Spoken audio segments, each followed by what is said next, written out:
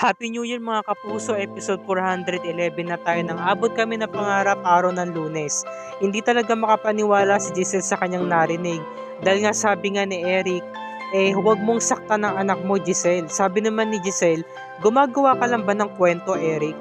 Sabi ni Eric, totoo anak mo siya. Kaya naman ang ginawa ni Justin ay nawalan siya ng gana. At bigla na lamang siya nag-walk out papalabas nga ng Apex. At sinundan ito ni Eric. At talagang hindi na nga napasalita itong si Giselle at kinomport na lamang siya ni Annalyn. Kumbagay nawindang talaga silang lahat, no? Talagang nabaliw sila sa balitang inihatid nga ng lalaking dumating. Ngayon hinabol ni Eric ang kanyang anak para pigilan ito. Ba't ka umalis? Sabi naman ni Justin, ba't mo yung sinabi? Di ba napagkasunduan na natin to na hindi niya malalaman ang sikreto natin ang pagkatao ko? I'm sorry anak. Pinoprotektahan lang kita dahil nakita kong sinaktan ka niya. Nandoon na nga tayo, Dad. Pero hindi mo pa rin dapat sinabi yun. Kaya nga, I'm sorry. Nabigla lang ako. Gusto lang kitang protektahan. So ngayon, alam niya na kung sino ka. Anong gagawin mo? Sabi ni Justin. Wala. Wala akong gagawin. Dahil matagal na siyang patay sa buhay ko. Matagal ko na siyang kinalimutan. Bigla na lamang siyang umalis. Samantalang si Eric napangiti. Dahil nga nagtagumpay ang kanyang kagustuhan na talagang hindi talaga magkakasundo ang mag-ina kahit anong mangyari. Samantala, nawindang nga itong sina Nurse Karen sa si Nurse Evan. Akalain nga ba nila na anak pala yun ni Ma'am Giselle, yung magandang dalaga na nakaharap nila. Bigla na lamang napauputong si Annalyn sa si Tito Michael niya. Sabi naman nung magkumaring Marites, baka nga daw talaga yung lalaking dumating yung nakabuntis kay Ma'am Giselle at nobyo nito dati. Kumbaga, nagtutugma sila ng mga kwento. Sabi naman ni Doc Lindon, sana kung ano man ang mangyari, magkasundo sila mag-ina. Sabi naman ni Annalyn, naalala ko lang po si Tita Giselle kasi naawa po ko sa kanya. Saka alam niyo po ba Tito Michael, parang ganito rin po kasi yung senaryo na nangyari sa amin ni tatay Gusto ko po siyang makita noon nung bata ako. Sabi naman ni Michael, magkaiba naman ang case din yung dalawa. Ikaw, bata ka pa lang, nakasalamuha at nakita mo na yung tatay mo. At pinipilit mo na magkasama kayo. Samantalang sila naman ni Giselle at ng anak niya, ngayon lamang sila nagkita. Paano kung ayaw nung anak niya kay Giselle? Ayaw niyang tanggapin ng nanay niya. Anong magagawa niya? Ngayon, ito namang si RJ, nakipagkita sa atin niya para nga isiwalat yung mga kwento na napag-usapan nila ni Pinito.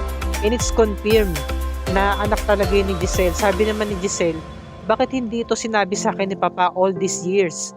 Ano ba talagang plano niya? Kaya ako nagtataka at nagtatanong. Kung hindi pa pala dumating yung si Eric, hindi ko malalaman na anak ko pala yun. Hindi niya sasabihin sa akin na anak ko pala yun. Ano ba talaga pinaplano ni Papa? Kung nagkataon pala hindi ko masisilayan yung anak ko at hindi ko to malalaman na buhay pa pala yung anak ko. Sabi naman ni RJ, ate, huwag mo nang sisihin pa si Papa. He's unconscious now. Wala tayong magagawa. Hindi pa natin masasagot ang mga katanungan na yan dahil nga wala siyang malay, comatose siya. Imbis na sisihin mo si Papa, ito na yung pagkakataon para gumawa ka ng paraan para magkita kayo ng anak mo. Lalo na't alam natin na buhay pala siya. No? At syempre, ito na rin yung pagkakataon para humingi ka ng tawad. Kung ilang beses kang gumawa ng tawad, gawin mo para mapatawad at matanggap ka lang ng anak mo. 'Di ba? Nasermon na ni RJ yung ate ni Giselle niya. Syempre, para pampakalma na rin, 'di ba? Para ma-enlighten siya. Kung ano ba yung mga tamang hakbang na gagawin niya sa pagkakataong ito.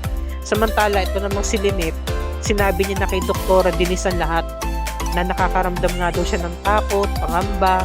Sa tuwing mag-isa lamang daw siya, feeling niya yung mga tao na sa paligid niya, sasaktan siya. Ano ba tong sintomas na to, Dok? Nababaliw na ba ako? Ano bang resulta to? Sabi naman ni Doc Denise, hindi ka nababaliw, Lynette. Yan ay cause ng post-traumatic disorder. Kapag ito'y napabayaan, mauwi ito sa depression. Ito'y resulta ng matinding anxiety dahil nga sa matinding trauma na naranasan mo kailan lang. Kailangan ang mga tao nasa paligid mo ay masaya. Kailangan napapaligiran ka ng mga tao nagmamahal at nagtitiwala sa'yo. Teka lang, Meron pa ba nakakaalam nito bukod sa akin? Meron ka na ba napagsabihan nito? Sa totoo lang, Doc Denise, wala pa eh. So, kinakailangan talaga, Lynette, mapaligiran ka ng mga tao nagtitiwala at nagmamahal sa'yo. Gaya na lamang ng pamilya mo, sabi ni Lynette, sinadyang Susan. Sila yung mapagkakatiwalaan ko. Tama ka, Lynette, dahil sila ang pamilya mo. Kaya kailangan lagi mo silang kasama. So, Doc, ilan po ba yung gagawin ko? Wala ba akong inaming gamot? Meron naman kitang gamot na ibibigay. Re-resetahan kita ng gamot. Pero kailangan mong gawin sa ngayon ay mag-under ka ng therapy. Ang tinatawag dito ay family treatment. Kailangan kasama mo ang pamilya mo sa pagkakataong ito habang nag-undergo ka ng therapy. Saka kailangan uminom ka rin ng gamot. Yun ang sabi ni Doc Denise. Hayaan mo, Lynette, tutulungan kita. Nandito ako para sa'yo. Yun ang sabi niya.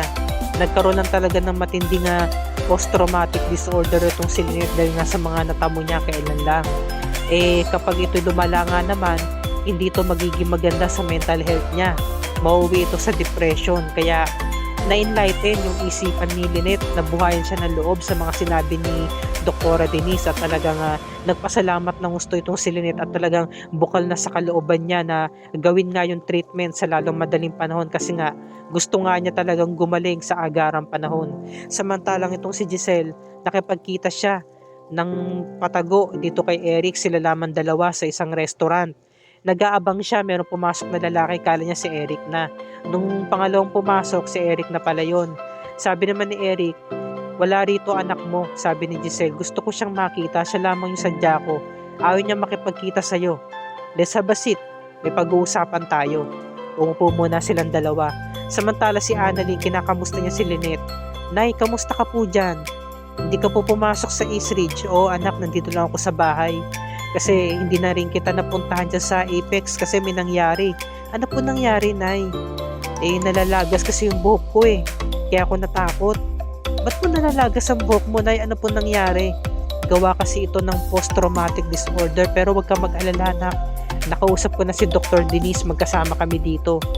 At nandito na rin naman ng Tito Carlos mo para gabayan at suportahan ako. Pero wag ka mag-alala. Binigyan na ako ng treatment ni Dr. Denise at magsisimula na rin kami. Kaya mo anak, magpapagaling ako para sa'yo. Talaga, Nay, na-trauma ka pala ng gusto. Kung okay lang sa'yo, Nay, umuwi ka muna sa bahay kasi hindi po naging maganda yung naranasan mo dyan sa bahay eh. Sabi naman ni Doc Carlos, huwag ka mag-alala, Annalyn. Pangangalagaan ko ng gusto ang mami mo. Hindi na anak, sabi ni Lynette. Okay na ako dito kasama ang Daddy Carlos mo. Basta, pangako ko sa'yo, magpapagaling ako.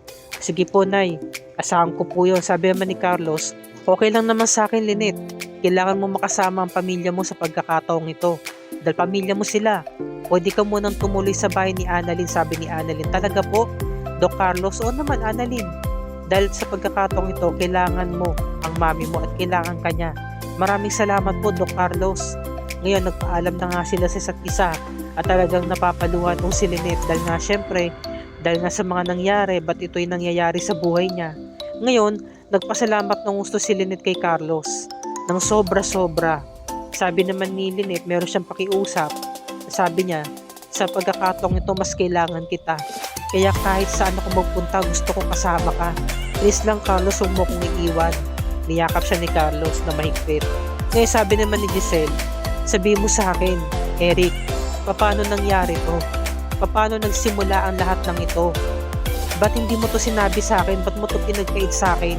Ako ang nanay niya. Oo, ikaw ang ina niya. Pero ako ang father niya. Hindi mo nga to sinabi sa akin eh. Pinagkait mo to sa akin na nabuntis ka pala, na nagkaroon tayo ng anak. Anong ginawa mo? Bigla ka na lamang nawala. Bigla mo akong iniwan. Ganito yung iginanti mo sa akin. Kaya wala kang karapatan na bawiin ang anak ko sa'yo. Sabi naman ni Giselle, wala naman akong karapatan eh. Ang sa akin lang, makilala siya para makahingi ako ng tawad sa kanya. Please lang Eric, huwag kang umalis. Sabihin mo, ikwento mo sa akin lahat. Kinuwento ni Eric lahat. Pinuntahan pala siya ni Lolo Pepe sa Amerika. Naghanap, nag-research si Lolo Pepe nung nalaman niya na patay na raw yung anak nga ni Giselle kaya hindi siya tumigil. sa paghahanap kasama si Kinito. At natuntun nga nila ito si Eric. Ngayon, nagsagawa siya ng DNA test palihim at ipinakita niya ito kay Eric. Nakita nga ni Eric yung DNA test result. Sabi niya, saan niya ito nakuha? Sabi naman ni Lolo Pepe, marami akong koneksyon. Matagal ko na kayong minamanmanan. So nag-i-spy ka sa amin. Oo, hindi ko sinasadya. Pero kung tutuusin, dapat ilalapit ko na dapat niya sa anak mo. Magpapakita na dapat ako sa kanya at sasabihin kong ako ang lolo niya, pero hindi ko yung ginawa. Dahil gusto ko, lumapit muna ako sa iyo ng harapan. Dahil nire-respeto kita. Gusto ko, sa iyo muna ako dumaan bago sa apo ko. Sabi naman ni Eric, may balak ba kayong kunin siya? Wala akong balak na ganun. Dahil hindi naman ako mahilig gumabol sa mga pamilya-pamilya na yan. Ang sa akin lang, gusto ko lang makilala at makita ang apo ko. Gusto ko lang siya makausap. Hanggang sa nakita na nga sila ni Justin sa ni Lolo Pepe niya. Sabi ni Eric, tama siya. Siya ang lolo mo. Siyempre, sa sobrang pagkasabik ni Justin, napayakap siya. Talagang naantig yung puso niya kay Lolo Pepe. Dahil nga lumaki siya na wala siyang kinagis ng lolo. Ang higpit ng yakap niya sa lolo, Pepe niya. Si Kinitong sama ng titig dito eh. Nakakatuwa eh. Ngayon, sabi naman ni Lolo Pepe, maraming salamat, apo. Ngayon, sabi niya, hindi mo ba kayang patawarin ng mami mo? Hindi ko siya kayang patawarin, sabi ni Justin. Dahil inabandona niya ako. Pero nanay mo pa rin siya. Kung wala na ho ko yung sasabihin, mabuti pa ho. Umalis na lamang kayo at kalimutan nyo na lamang na nagkita tayo ngayong araw na to. Sabi naman ni Lolo Pepe, sagit lang. Kung yan ang kagustuhan mo, respetuhin ko, intindihin kita. Naiintindihan kita dahil galit ka sa mami mo. Pero sige, pagkakasunduan natin to, magkita lamang tayo, sabi ni Lolo Pepe. Hindi na rin niya i-open pa yung usapin na yan tungkol kay Giselle. So, iyon yung totoo. Sabi ni Eric, marami na raw beses na nagkita sila ni Sir Pepe. Kaya ito yung dahilan kung bakit sila bumalik ng Pilipinas. Dahil ang sadya nila ay makita lamang si Lolo Pepe at wala nang iba bilang pasasalamat. Dahil kahit papano, naramdaman ni Justin na nagkaroon siya ng lolo. Diba? Labis na nag-alala si Justin sa Lolo Pepe niya. Kaya kahit na ilang beses na sila nagkita sa Amerika, para sa kanila, minsan lamang sila kung magkita. Kaya umiiyak si Giselle. Diba? Kasi nalaman niya all these years. Buhay pala yung anak niya. Samantalang nung huli sila nagkita na anak niya, maliit pa lamang si Justin nun. Kasi laki pa lamang ni Annalyn nung bata pa.